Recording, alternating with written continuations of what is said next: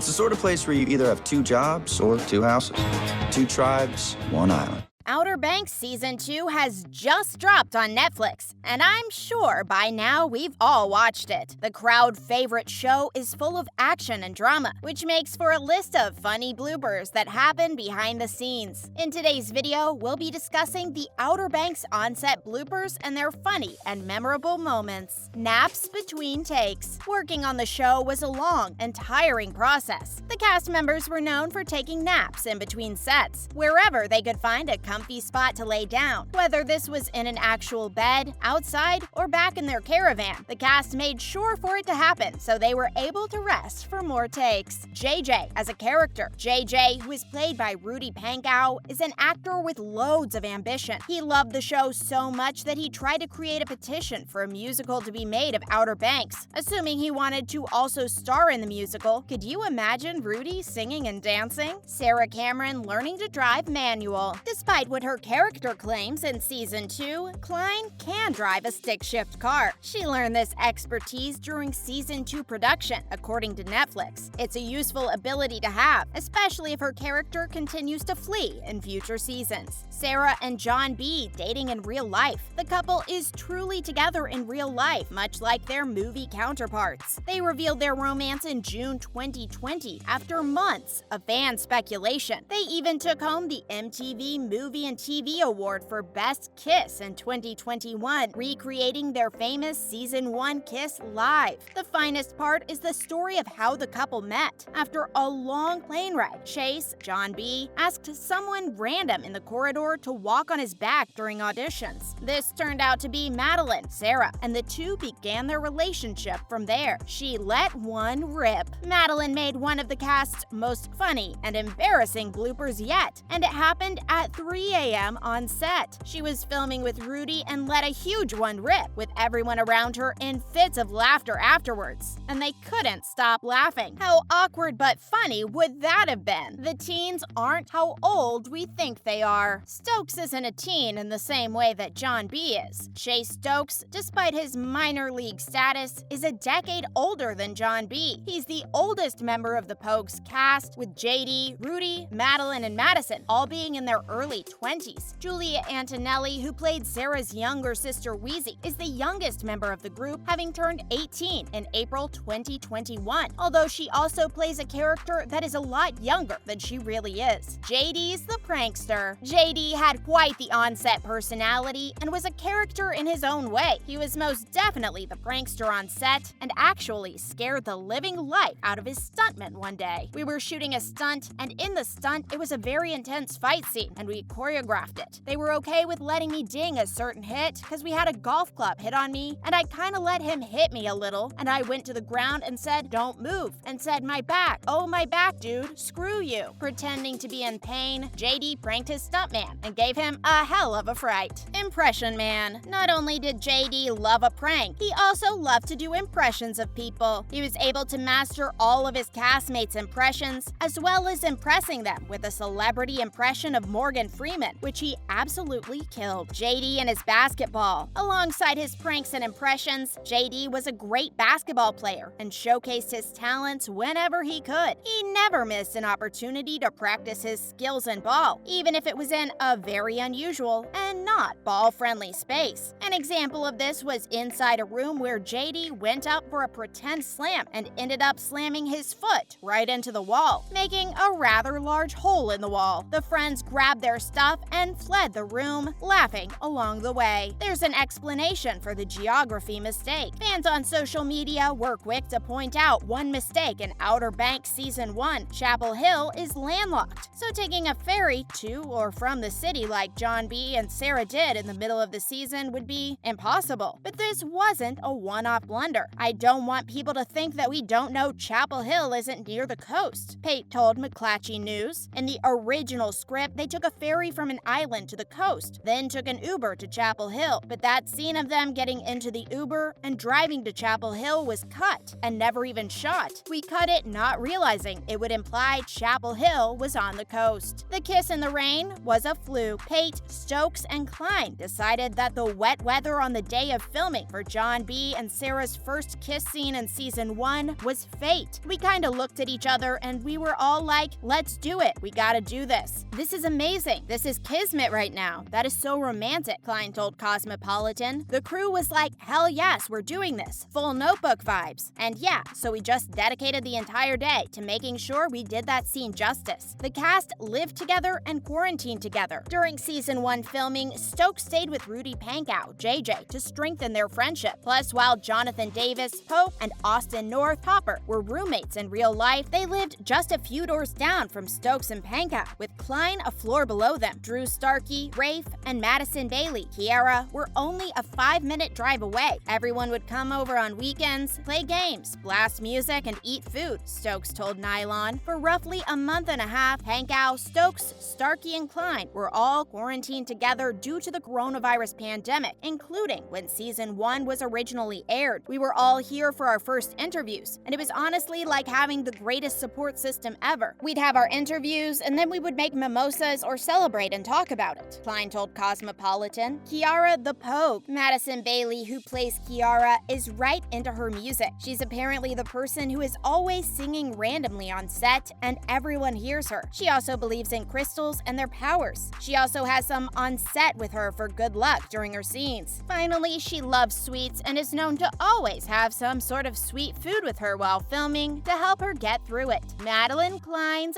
underwear mishap. Madelyn shared a story on a major costume mishap she had during a scene. While filming, Madelyn's underwear ripped, and she was forced to go and change mid-scene into new ones. She also shared how uncomfortable the Daisy Dukes were to wear, being quite sweaty and rough on her during the type of scenes she was filming. Diets. In order for Madelyn to maintain Sarah's amazing body, she went on a strict diet to retain her shape. This diet included a juice cleanse, which did not last too long. In fact, she pretended to faint after 2 days on the cleanse, proving she wasn't enjoying it one bit. I wonder how long this dieting idea lasted. Chase initially passed on the show. Chase Stokes first declined the project because he feared it would be a ripoff of The Goonies. The first time I got the audition information, it was the most bland email I've ever got, Stokes told the Chicks in the Office podcast. After that, when he changed his mind, he auditioned for Topper before obtaining the role of John B. Rudy almost played John B. Despite Rudy Pankow's initial desire to play JJ, the producers insisted that he play John B. He told Us Weekly, I actually read through Rafe, JJ, and John B within like 2 weeks. He flew to Charleston for a final reading, expecting he'd be playing John B, only to find out that the producers wanted him to portray JJ. And we're glad he did, because he played a great JJ. Chase's dive on the show was his first. Stokes dove for the first time on set during season 1. Before shooting, he only received a little tutorial, which is honestly such a John B move. It looked as though he was diving deep down into the ocean, when really he was just below the surface the entire shoot. He was also filmed in a pool, not the ocean, where we all thought he was. Spare time to goof around. The cast members would often have a lot of free time in between takes and scenes, which meant they were able to goof around with each other and get up to mischief. There was also time for fooling around and games to be played, which made the cast enjoy their time on the show even more. As close of friends as the characters are on the show Outerbanks, it seems like they are just as close in real life, having lived and quarantined together, to playing pranks on one another and letting out huge farts in front of everyone. It seems like it was an all-around fun filming atmosphere for the popular Netflix show. Thanks for watching.